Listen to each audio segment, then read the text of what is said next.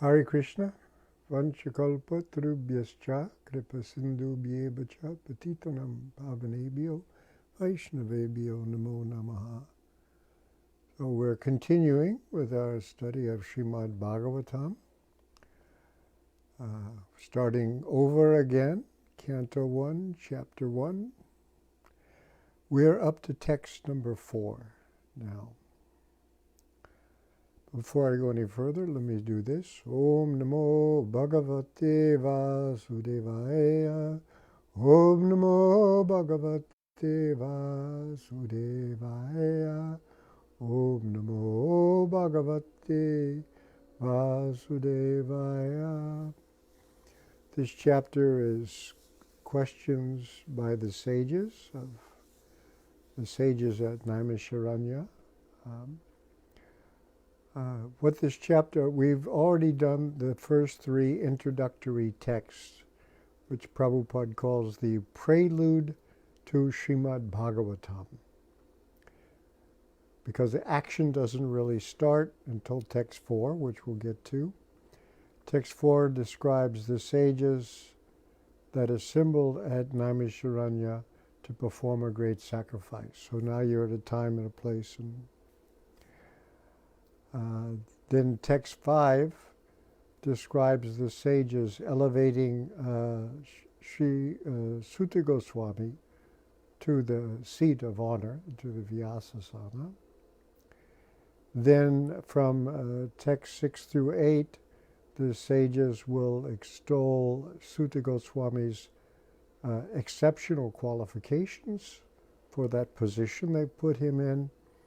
And then from 9 to the end of the chapter, 9 to 23, there are going to be the questions submitted by the sages to Sutta Goswami. So that's a little list of what's in the chapter. So the 3 introductory texts of this, Prabhupada calls the prelude to Srimad Bhagavatam. The first one establishing that Krishna is the absolute truth, the cause of all causes, who transcends the world and yet includes it.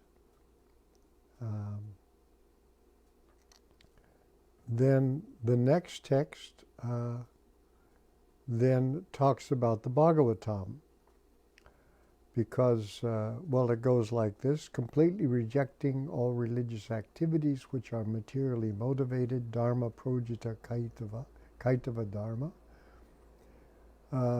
which are materially motivated. This Bhagavat Purana propounds the highest truth, and then it says it can be understood by those who are satam, nirmat saranam satam, completely pure in heart. So if you want to understand the Bhagavatam, there's certain requirements for the readers or the hearers. And this propounds this highest truth, which distinguishable from illusion for the welfare of all. It uproots the threefold miseries. So if you're suffering from the caused by your own body and mind, other living entities, and the devas, this is the remedy, or by the President of the United States, or by the coronavirus, or whatever, This is it. This will uproot the miseries.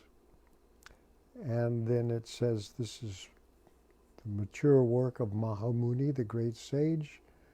And it's the what is the need for any other scripture? As soon as one attentively and submissively hears the message of Bhagavatam, by this culture of knowledge, the Supreme Lord is established within his heart. That's a lot to claim right there. Huh? And then when we get to text 3, that's a shorter text. It's describing saying those people who are expert and thoughtful, they relish Srimad Bhagavatam, which is now described as the mature fruit of the desired tree of Vedic literatures. emanated from the lips of Sri Shukadev Goswami, and therefore, because of that, the fruit has become even more tasteful, even though its nectarian juices were already relishable for all, including liberated souls. So now we come to text 4, where we describe the sages assembled at Naimisharanya to perform a great sacrifice. So now we're at this time and place and everything. 4 goes like this. Naimishe dimisha shetre Vishaya Shaunakadayaha Satram Swargaya Lokaya Sahasra Samam Asata. Once in a holy place, in the forest of Naimisharanya, great sages, headed by the sage Shaunaka, assembled to perform a great 1,000-year sacrifice for the satisfaction of the Lord and his devotees. So this Naimishe, the word is Naimisha, but it's in the locative case where the location, so the forest known as Naimisharanya. And then Animishe Kshetre, the spot which is especially a favorite of Vishnu. This Animisha, we'll talk about that word a little later, but who does not close his eyelids, unblinking. This is, here is used as a designation of Lord Vishnu, but actually none of the devas blink their eyes, as it turns out. So then these sages, the Rishaya, Shaunaka Adaya, they say headed by the sage Shaunaka and its others, Adaya, the sages, Shaunaka Adaya, performed, gathered for a satra. A satram is a sacrifice. It's actually, the dictionary says the real word is satra, S-A-T-T-R-A, satra, and this is a kind of local variation of satra. It says incorrect for satra. The word satra means session, a great soma sacrifice. Especially this word satra was used for the soma yajna, which was a great sacrifice. So this is putting this on the level of a soma yajna. The dictionary says lasting, according to some, from 13 to 100 days and performed by many officiating brahmanas, and then also applied to any oblation or meritorious work equivalent to the performance of a satra. So when it's using this word satra, that means it's a big deal. And these big sacrifices, at one time that was the Yuga Dharma. Now the sacrifice turns out to be hearing and chanting, but this is it's like this.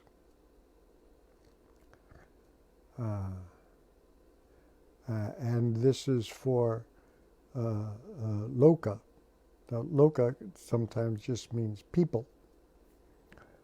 But here it says the devotees who are always in touch with the Lord. The sacrifice is Swargaya, the Lord who is glorified in heaven. So this is for Swargaya, and for the devotees who are always in touch with the Lord. So this is the sacrifices for both the Lord who's in Swarga and for everybody else who was in touch with the Lord. This is in the word for word. It's not for the satisfaction of the Lord and his devotees. Swargaya, Lokaya. So the Loka, which just means basically people, but those who are gathered for the sacrifice. And it is to perform Sahasra Sama, 1,000-year-long sacrifice. Remember, this is right at the cusp of Kali Yuga is about to begin. So these kind of things were done. And this Sahasra Samam, the dictionary has it down as a Sahasra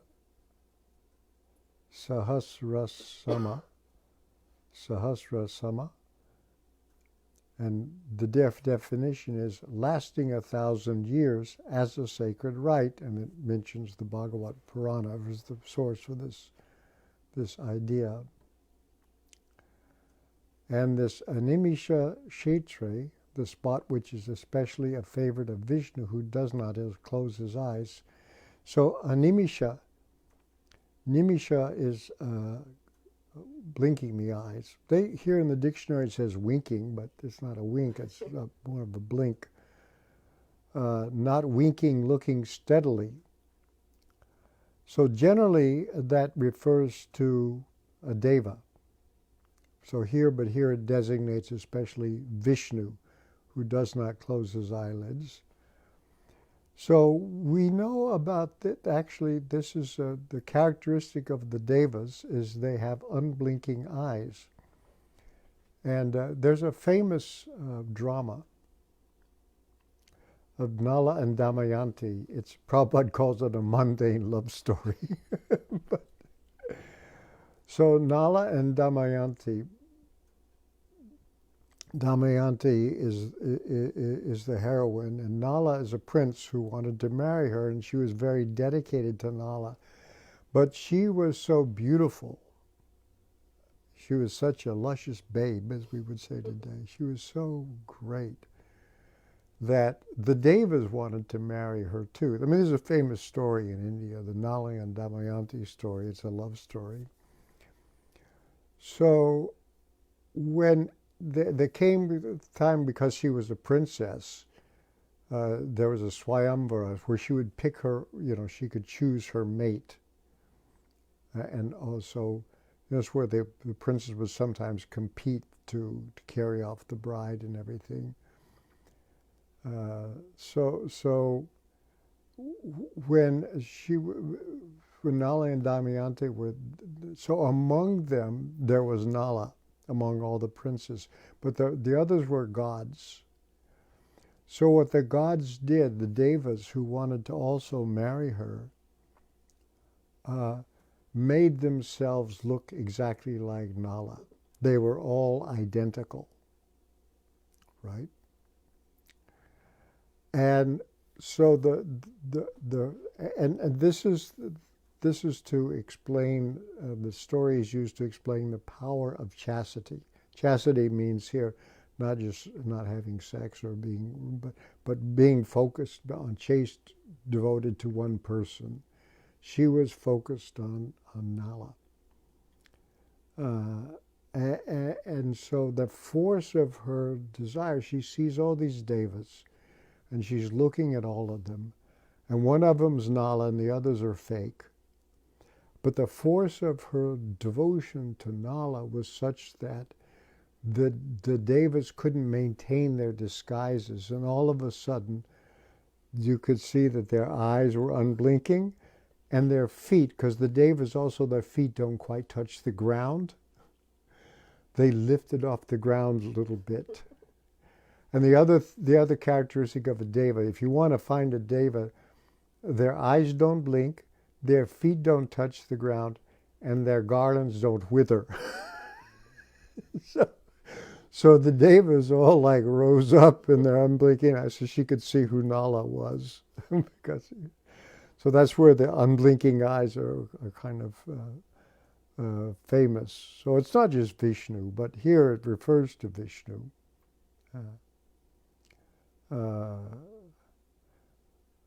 He's the one. So this is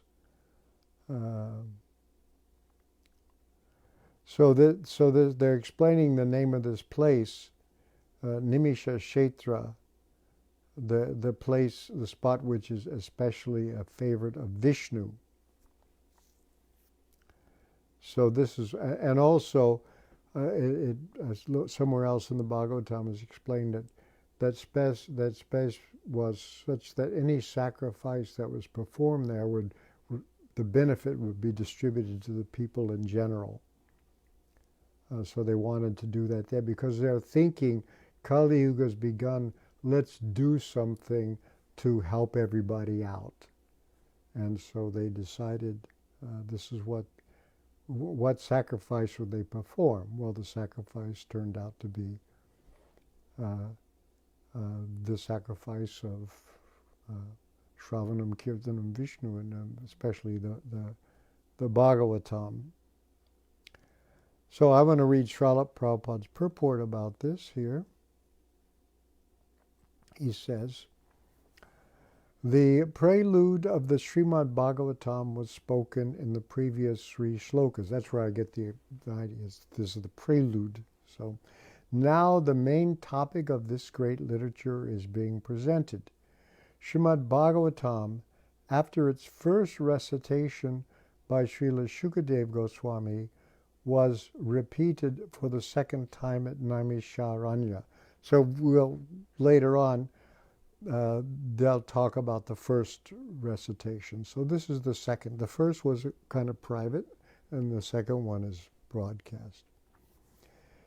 In the Vayaviya Tantra, it is said that Brahma, the engineer of this particular universe, contemplated a great wheel which could enclose the universe. The hub of this place, of this great circle, was fixed at the particular place known as Naimisharanya. Similarly, there is another reference to the forest of Naimisharanya in the Varaha Purana, where it is stated that by performance of sacrifice at this place, the strength of demoniac people is curtailed. Thus, Brahmanas prefer Naimisharanya for such sacrificial performances.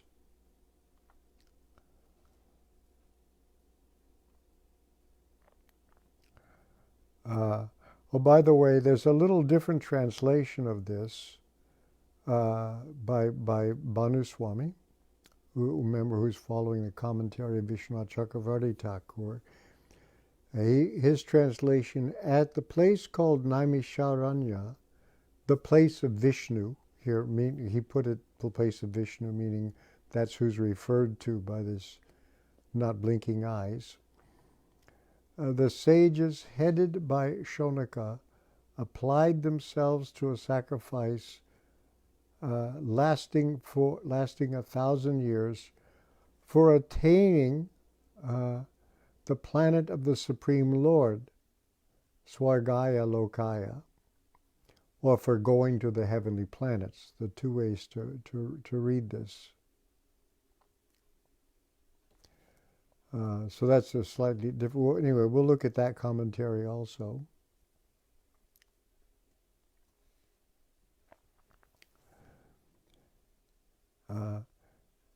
So Prabhupada goes on. The devotees of Lord Vishnu offer all kinds of sacrifices for his pleasure. The devotees are always attached to the service of the Lord, whereas fallen souls are attached to the pleasures of material existence. In the Bhagavad Gita, it is said that anything performed in the material world for any reason other than for the pleasure of Lord Vishnu causes further bondage for the performer.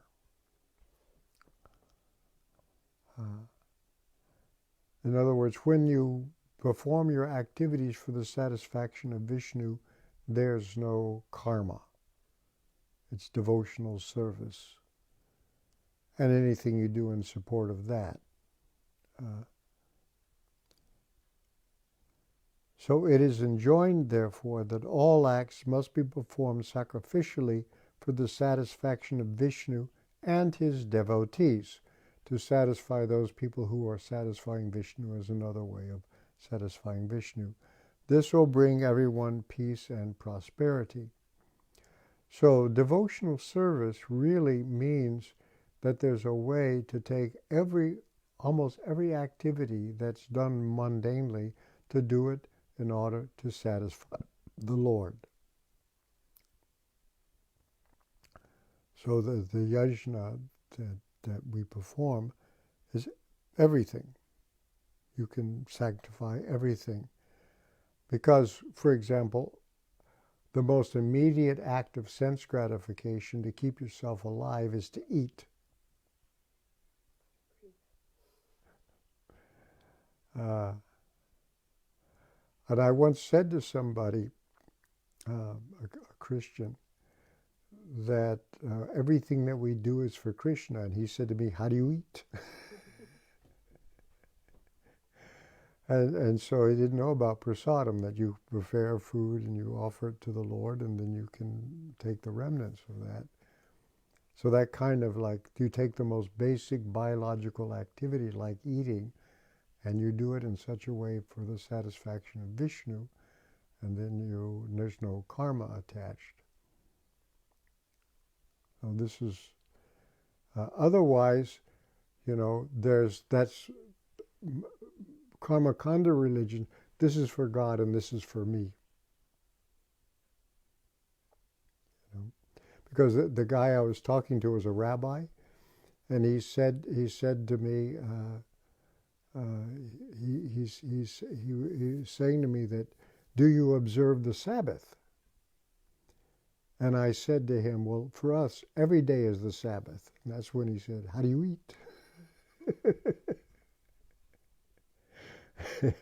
Because this is for God and this is for me, Anyway.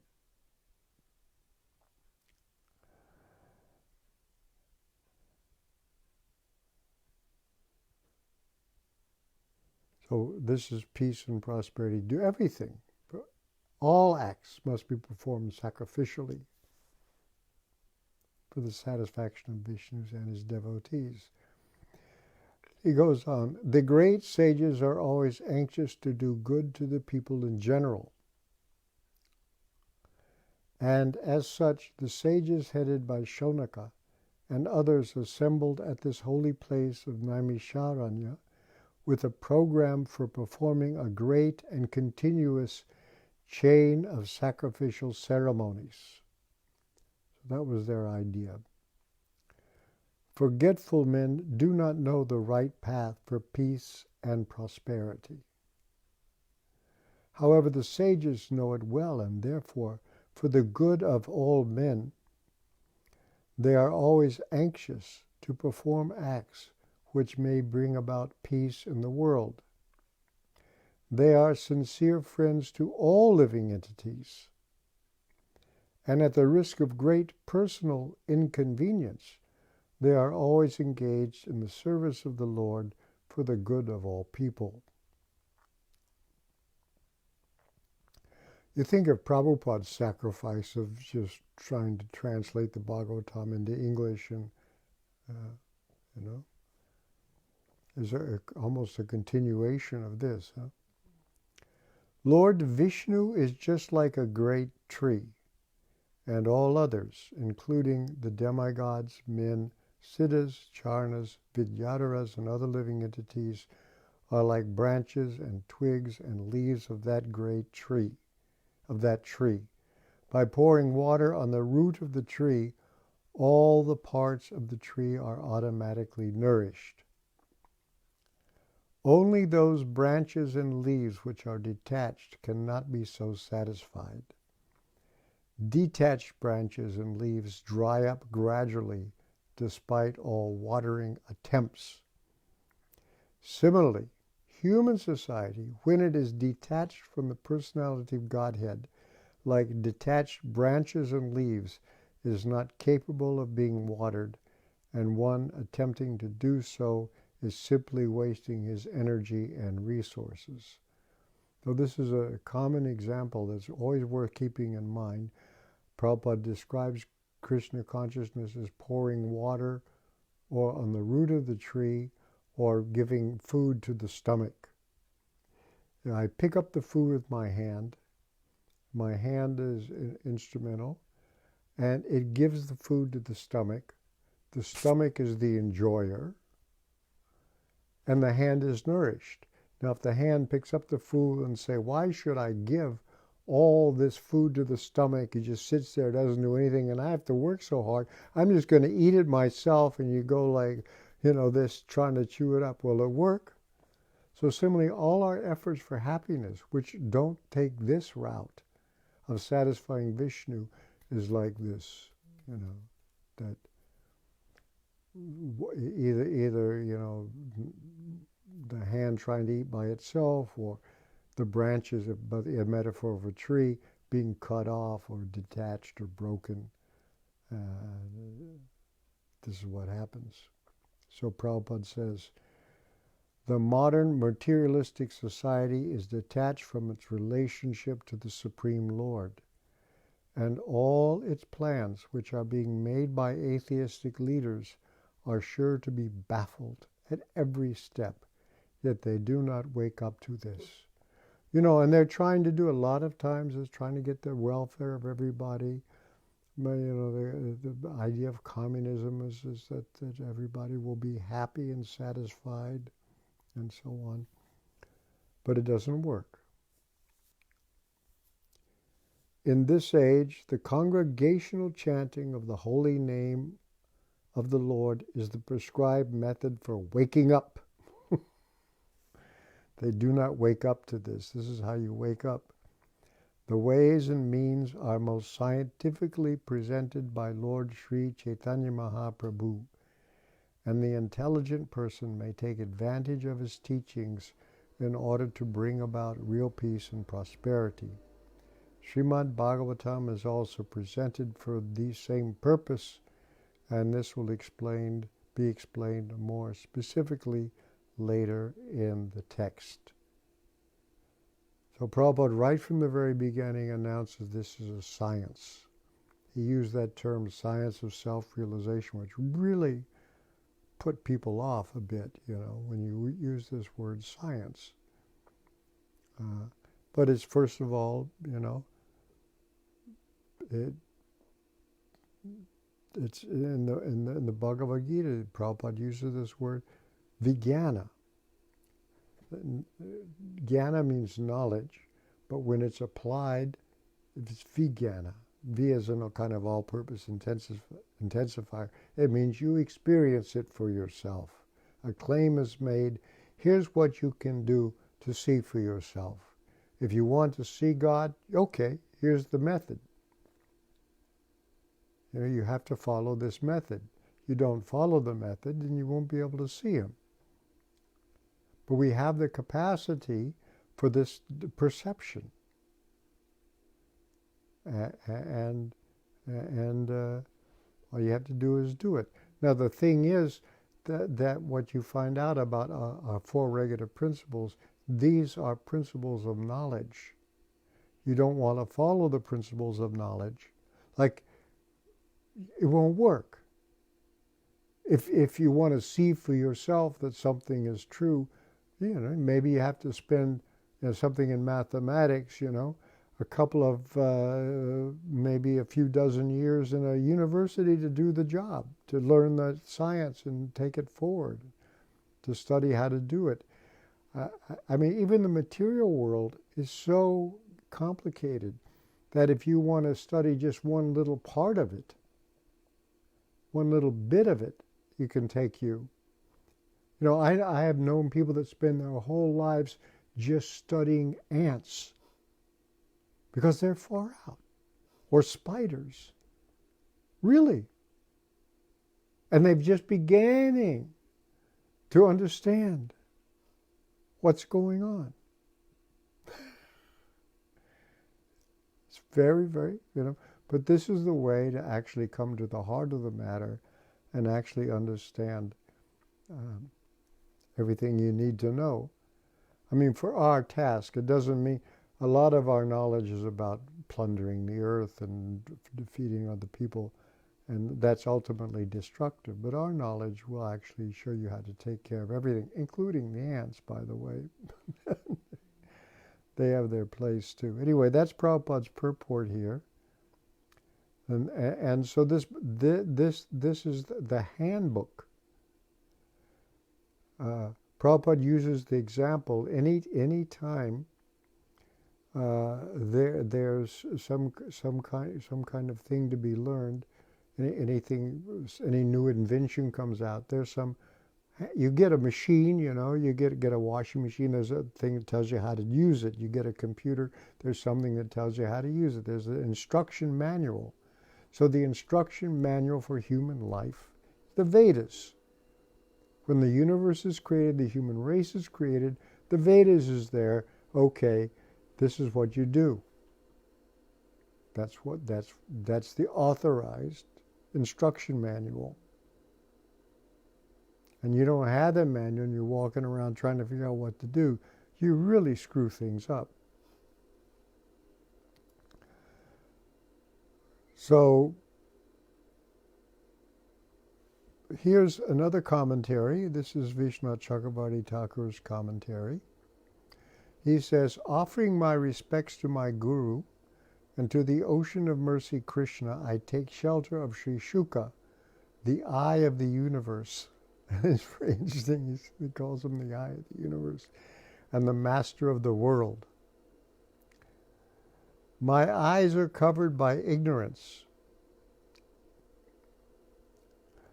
But Sridhar Swami, who wrote the Bhavatartha Deepika, being merciful to me in producing this commentary, is my means of success. Sridhar Swami made his first commentary on the Bhagavatam, and it's called Bhavatartha Deepika.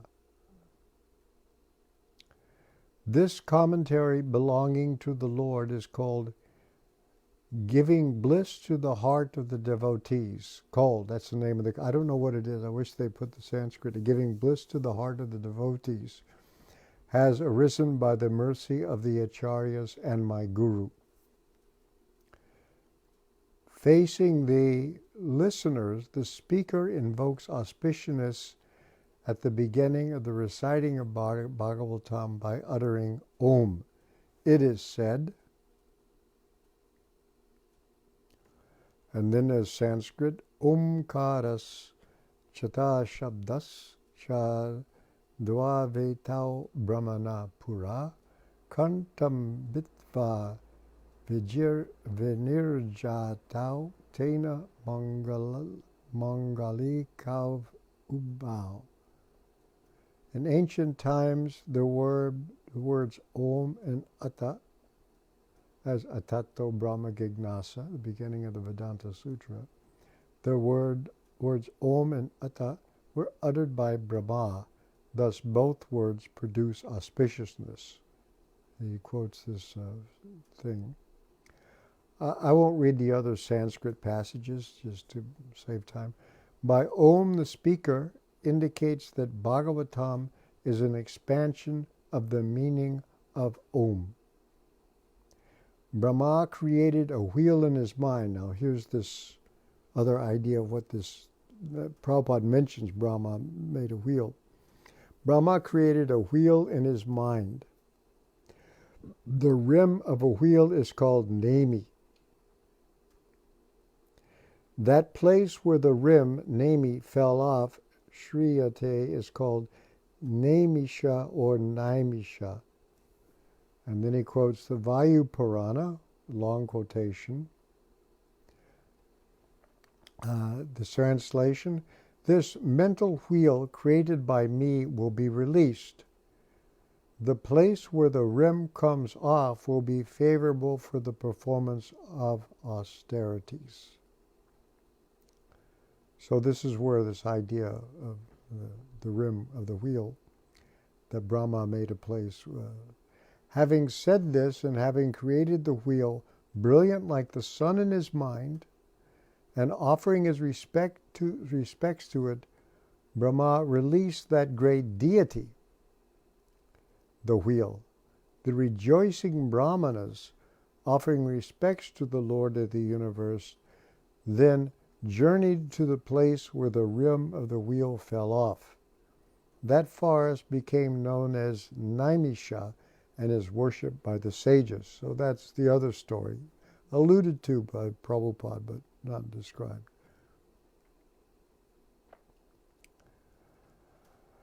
Various devotees have personal desires to fulfill through various types of bhakti. All the desires of all these people upon which their minds, free from distraction, have become fixed, can be fulfilled by immersion in the topics of Bhagavatam. The Bhagavatam has been arranged to bring out this point clearly at the very beginning with the description of the sages at Naimisharanya. Remember, they have a whole lot of questions to ask. Naimisha, that's with a acute S with an acute accent, can be spelled Naimisha with the retroflex, with the tongue, and Naimisha with the S with the dot under it. Naimisha can also be spelled Naimisha. The meaning of Naimisha with a cerebral S, that's called cerebral, and the tongue is the roof of the mouth, retroflexed, is found in the Varaha Purana. The Lord spoke to the sage Goramukha, and this is what he said. Having done that, the Lord then spoke to Goramukha. The powerful demon was killed in that forest, Aranya, quickly in a moment, Nimisha. This is the Nimisha. Thus this place is called Naimisharanya. It will be suitable for brahmanas in the future. So here's another old story from the Varaha Purana. By using this word with this meaning, it is suggested that one should reside in this place for quickly killing the enemies, such as material desire. That's the enemy. In the beginning, Shonaka and the other sages were attached to Sakama Karma. Thus, the verse indicates they perform sacrifice for attaining Swarga. It is well known, however, that by hearing and contemplating various Puranas and other scriptures from Romaharshana, they became inquisitive about spiritual life. By associating with Sutta Goswami, Ugrashvava, his other name, they developed a small taste for bhakti. Showing their inquisitiveness, so this is talking about the big audience that's there. Showing their inquisitiveness, it is said, and now he quotes from Bhagavatam 1:18-12, Karman yasmin nanashvase Dumra manam bhavan apaya yati govinda pada padma savam madhu. Because you could see they're performing these sacrifices, you'll see from this, to alleviate, but they're not happy, and then finally they decide, okay, we want to hear Bhagavatam. This will be in this first part of the Bhagavatam, first chapter. You led us, blackened by the smoke at this uncertain sacrifice. They complain, yeah, because when you have this sacrifice, there's smoke, and then your bodies get all sooty. You led us, blackened by the smoke at this uncertain sacrifice, drink the intoxicating nectar of the lotus feet of Govinda. So they're thanking him. So now this is better than what we were doing before. So they took up, so they're saying their original motive of many of them was Swarga, but now they got converted. When they took up bhakti, then their inquisitiveness became weakened, and performance of sacrifice for attaining Swarga, that means the heavenly planets where the Devas live, became false. That is indicated by the following. And now he quotes another verse, Bhagavatam 1:21, this chapter. Knowing well that the age of Kali has already begun, we are assembled here in this holy place to hear at great length the transcendental message of the Lord, and in this way perform sacrifice for the Lord.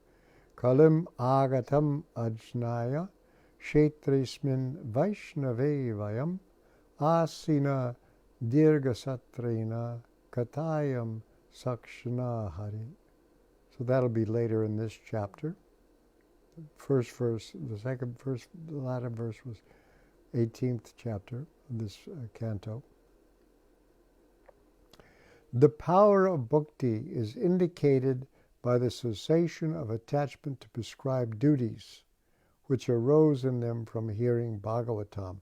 So remember, prescribed, these are like karma kanda brahmanas. They're pious. They're following scripture. But piety is not enough. That just gives you swarga. People want to go to heaven, enjoy there for a while. After your good times, after your pious credit runs out, you come back down again. Prabhupada said, like unintelligent children on a merry-go-round. You're just going up and down, up and down, up and down. So to really get out of the material world, therefore you need bhakti. Transcendence, The power of bhakti is also indicated by the appearance of complete disinterest, or that is uninterested, in impersonal liberation within Shukadev. So he's not even interested in that. And now he quotes again from Bhagavatam 2:19 about Shukadev.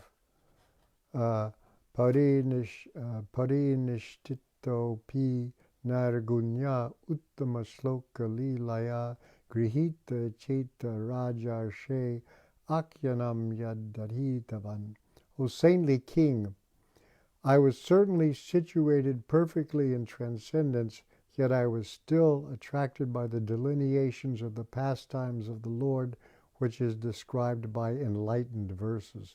This is an important verse because it shows even somebody who's liberated and hears about Krishna is attracted. They're not attracted to anything material, and yet this was more attractive, which is cited as the evidence that what about Krishna is transcendent. Then he goes on. There's another meaning to swarga, however. Swarga means glorified, giyate, and with a equals ga, in swarga, swargaya, who is praised in swarga. Like the name Urugaya, who is greatly praised, indicate the Lord. I know a devotee named Urugaya. His loka is Vaikuntha. Therefore, Swargaya Lokaya means for going to Vaikuntha of the Lord. And that's when he says here, Animisha, not blinking, in this verse refers to Vishnu, because it could refer to any demigod. The sense is one thing, the reference is another, Animisha, not blinking, in this verse refers to Vishnu. That's why it's translated that way. Because in Bhagavatam 1:121 quoted above, the sages themselves identify the place as Kshetresmin Vaishnave, a place of Vishnu. So that's when Vishnu is mentioned, Vaishnave. They applied themselves, asata, to performing karma, pious prescribed actions, satram, which will to last 1,000 years, samaha. Or the sentence can mean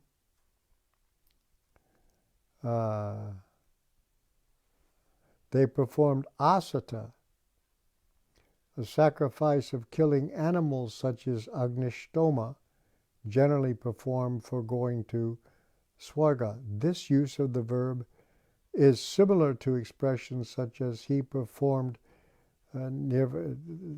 Then gets into some complicated stuff.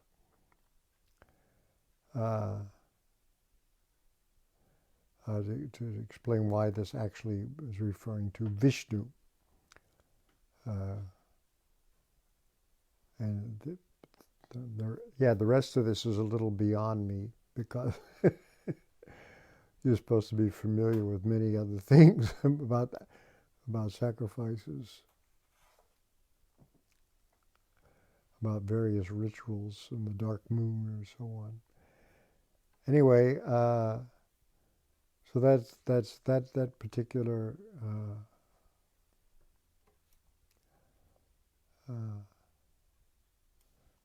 purport.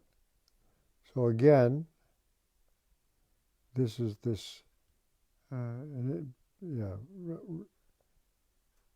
sacrifice for Swagaya, the Lord who is glorified in heaven.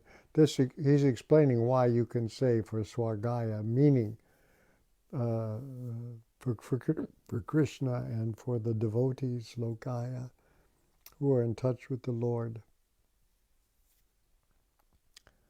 that Prabhupada uses.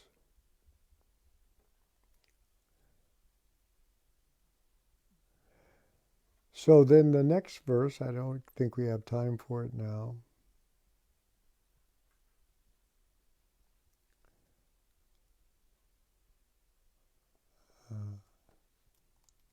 Let's see. That's a very long purport. We'll wait until next time to get on to the second verse. So then you can see what this is going to happen with 5. It begins Ikada, one day, let me say once upon a time, on a certain day, the sages did this. So they're going to a specific morning now. What happened with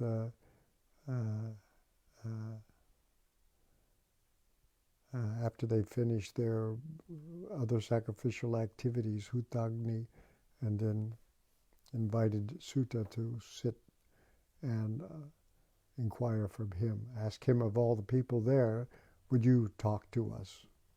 Okay, we'll see. That's text 5. They elevate Sri Sutta Goswami to the seat of honor.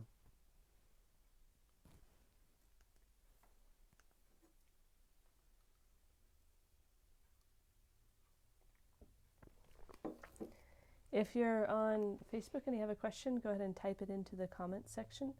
If you're on the phone, you can press *6 and that will unmute yourself so you can ask a question. And everybody's also welcome to use the chat box on Ravindra Svarupa's website. That is RSDASA.com. You can post your question there and I'll read it aloud. Just as we're waiting for some questions to come in, it occurred to me, reading Vishwanath Chakravarti Thakur's commentary on this verse, that even though the sages at Naimisharanya were very elevated souls, Sutta Goswami still had to create his audience by giving them a little taste of bhakti. Yeah, that's true. To kind of change. Kind of interesting, because you always say that Prabhupada had to create the audience for the Bhagavatam to take place, and Sutta Goswami, in a way, did the same thing before Bhagavatam. Yeah, he had to elevate them from karma kanda, those that were, interested in. Yeah, that's right. He did it. Good point.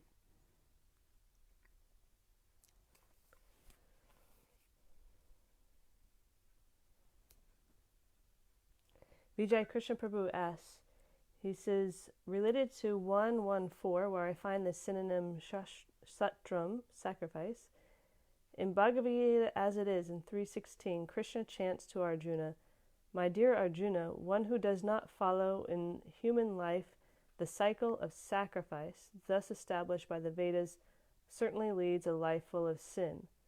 Living only for the satisfaction of the senses, such a person lives in vain. My question is, why is it that human life, based only in the satisfaction of the senses and devoid of the execution of sacrifice, becomes sinful and meaningless?" Because you're just like an animal. We have animal bodies. you're in this world in order to gratify the senses, and you're in the material world. It means you're not in eternal life.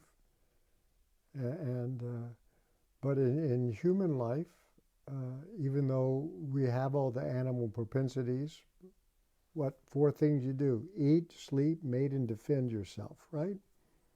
And that's the inventory of everything. Just because we've got this fancy civilization where, you can read the food pages in the New York Times and all the cooking things and all the restaurants and all the ways of doing.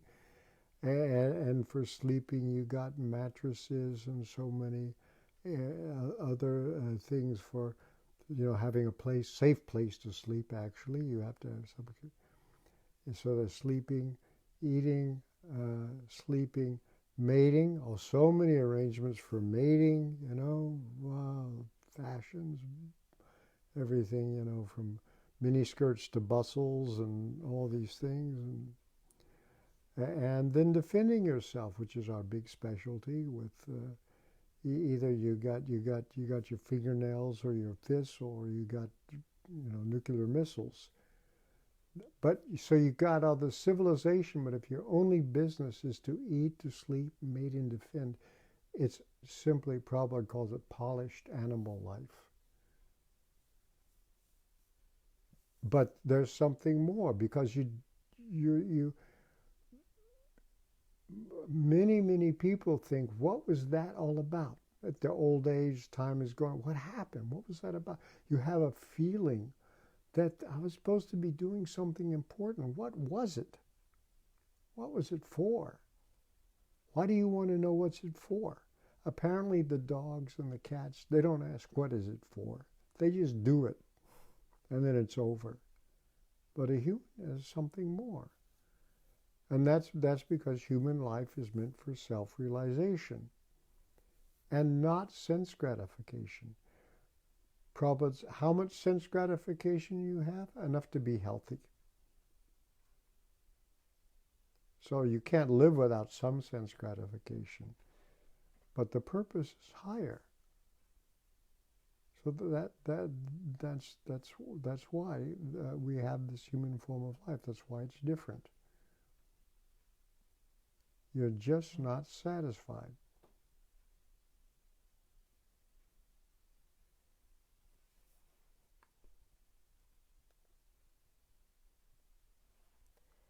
Sheshashayi Vishnu Prabhu asks, if devotional service incurs no karma, what does it incur exactly, if anything? It incurs the happiness of Krishna. And by devotional service, you become purified. And that means performing devotional service correctly, you should see that lust and greed and anger are the things of the modes of passion and ignorance. They decrease. If they're not decreasing, you're doing something wrong. There's a way to do it. So the idea is, as Prabhupada said, I took hippies and made them into happies. And he thought of hippies as people that basically in the mode of ignorance, intoxication and not bathing and all that stuff, Our standard of advancement in America or in the developed countries is the mode of passion. But the result of the mode of passion, very clearly stated in the Bhagavad Gita, is misery. That's what happens. By just the mode of passion, which is what everybody encourages, the result is misery. Your hankerings and desires increase without limit. You can't be satisfied.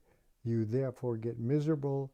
And generally most people go to intoxication or seek out oblivion, suicide, something, because they've done so much, they've got, still they're not satisfied. What's wrong? What's the missing point?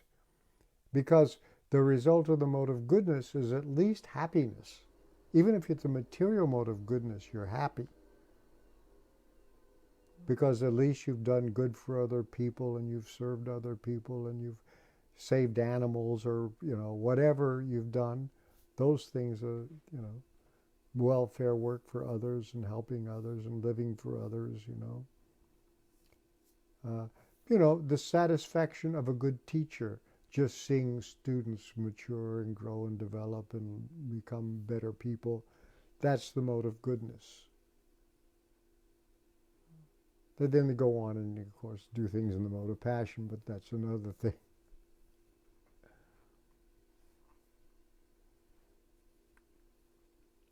Bhaktin Pala asks, the four principles are principles of knowledge. Would you say the same goes for chanting? Are we able to understand, realize, preach the teachings if our chanting is not up to standard? Well, you can do the best you can. I mean, Prabhupada encouraged us to do it from the very beginning. Whatever you realize, tell people. But one should see by chanting, because our practice of chanting Hare Krishna, first of all, you don't need any equipment. I mean, beads are nice to have, but you can even chant, using your finger divisions if you have to. You can just chant with what equipment you have. You only have to know 3 words for the Hare Krishna mantra. It's really simple. The sphere of activity is simply, there's you, there's Krishna, and there's your mind. And to show Krishna that you're interested, you have to focus your attention on the holy name that you're chanting. You'll find out that your mind wants to go somewhere else. It's restless. Even in the Bhagavad Gita, Arjuna complains about it. It's like trying to control the wind, and the mind is difficult, and he gives all these objections. And in the yoga system, like any yoga, even Ashtanga yoga, you have to control the mind. The focus of the yoga system is the mind. And Krishna says it can be done by proper direction and by attention and some self-control. You do it. And for Bhakti Yoga, if the method of controlling the mind is to focus it on the holy name of Krishna, Krishna helps. You get additional help that a yogi would not deserve. You just have to focus the attention on transcendence somewhere. But Krishna helps. He's sitting in the heart, and he wants us to succeed better than we do. So you also, not only will you see that the modes of passion and ignorance will go down, but you'll also experience directly the help of Krishna. And take it step by step. And so you fix your mind on the holy name, you discover it's gone off this way because you got so many worries and so many problems and so many distractions. When it goes away, bring it back. It can be very hard to do that sometimes, but you just keep trying, and you're showing Krishna that you're interested. That's showing that you're interested, and it will become easier. And when I joined the movement, most people thought that japa in the morning that we did in the temple room was something you had to get over with so you could go out and do Sankirtan. But it's actually the thing in itself. It's also makes it possible. And you should see very clearly that, first of all, the modes of passion, the modes of ignorance, you know how they're identified: laziness, sleepy, insanity. Your mind is crazy. You just say, okay, I'm not my mind. Mine has so many things. You remember when you took birth in this life, you brought your mind with you from a previous life. You don't know what garbage is in there. And so, you have to, deal with it. It's a stranger. You're not your mind. You're not only not your body, you're not your gross body, you're not your subtle body. You will see it change. And just by trying, you show Krishna you're interested, and he'll help you, and you'll be able to do things you think that you were not able to do before. You'll be able to give up things that you were addicted to, for example. And it's good to do that, because then, Krishna becomes more and more visible, Krishna consciousness, and you actually become happy. Happiness depends upon sattva, goodness. Just even material happiness is sattva. What people hand out for you as happiness, if you buy this, get this, that's misery. It's false advertising. But people are not making money out of the mode of passion, out of mode of goodness. They're making it out of the mode of passion. And ignorance also, by the way. The whole drug trade is to deal with what happens when the mode of passion gets too much for you. You go to ignorance, to oblivion.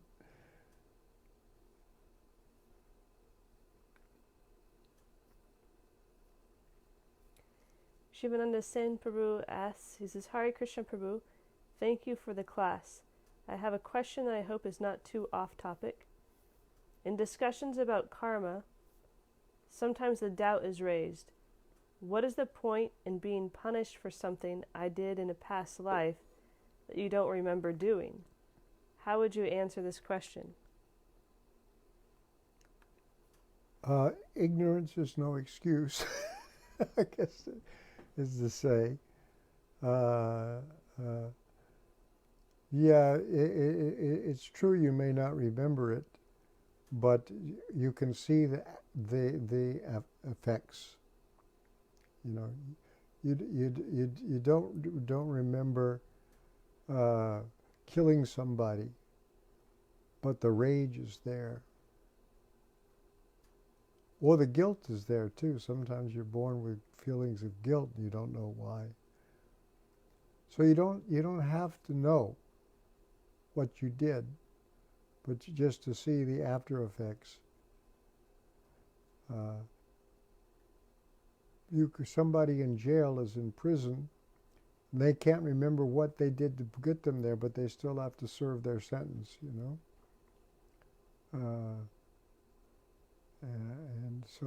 and also there's a famous, of course, ignorance of the law is no excuse either. You may not have known it was wrong. I mean, you're told in this life, to sit down at a big barbecue with a side of beef on the spit, that's wonderful, You don't think it's fine. Your mother gives you all these things to eat. A lot of times little children don't like the taste of meat, and so they disguise it so they'll eat it, so they'll be healthy. Because you may not know, but you've still done it.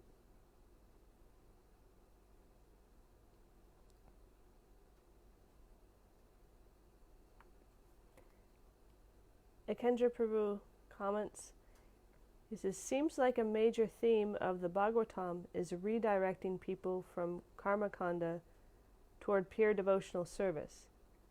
The Indra Yajna in Vrindavan, the Naimisharanya sages, Vyasadev's lamentation after composing the Vedas, the sacrificial brahmanas in Vrindavan whose wives supplied lunch to Krishna and Balaram, etc. That's a good point. It's true. Those are good instances of that. And here also our bodies are black with smoke. We'll see. They complain about that, what they were doing, and not satisfying them.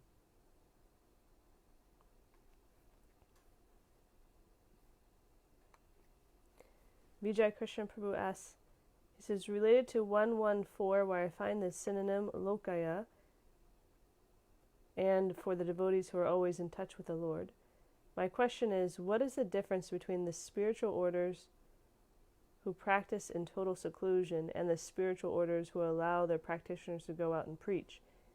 Is it really possible for a spiritualist to be always in touch with the Lord while preaching in an environment where temptation could present itself as irresistible? Prabhupada resisted it. There are many people that can resist it. It's harder, but on the other hand, it's also possible to engage your senses more in human society. So there are in Christian tradition too, there were monks who were solitary and didn't associate with anybody. But better for engaging your senses that you have the association of devotees, and that's very helpful. To this way, you can have a human association. You can sit down and even eat a meal together, and do these kind of bhakti can take even the most basic animal activities of life and do in such a way that they're pleasing to Krishna, and therefore they don't cause bondage and attachment. So that's much easier. Otherwise, you can go up into the ice caves of the Himalayas and be by yourself, and that's much more difficult to do. So that's Rishikesha Rishikena Sevanam Bhakti Ruchate. Bhakti means engaging the senses in the service of the master of the senses. So our senses are the instruments of Karmindriya and Gyanindriya.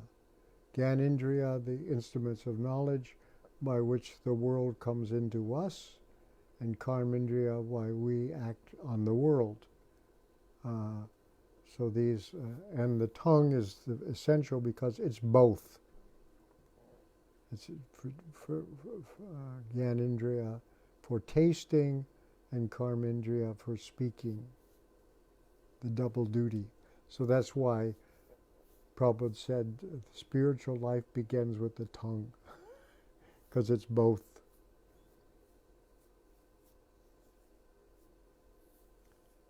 We chant Hare Krishna, and we taste Krishna prasadam.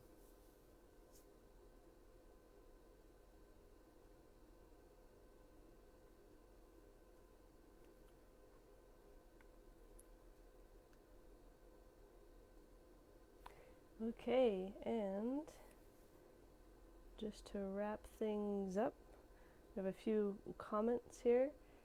Kaylee Lolita says, this is really a wonderful gift, and Steve Reddy, aka Sachi Sutta Prabhu. Yeah. And I enjoyed it very much, thank you. I'm glad, thank you. And Devadarana Devidasi says Hare Krishna. And we have a few other Hare Krishnas. Bhakti Impala says Hare Krishna. Mandaleshwari Devidasi says Hare Krishna. And please let my humble obeisances. And Sunanda Prabhu says Jai Hari Haladari. Hare Krishna. Thank you. I think we're done for today. Glad to be of some service. Okay, I think that wraps it up for today, but remember that on Tuesday evening, 7 p.m. Eastern Time, we will have another installment of the Krishna book, Chapter 2 of Krishna book. And then next Sunday, we'll continue with the Bhagavatam. Thank you very much. Srila Prabhupada ki jai, Srimad Bhagavatam ki jai.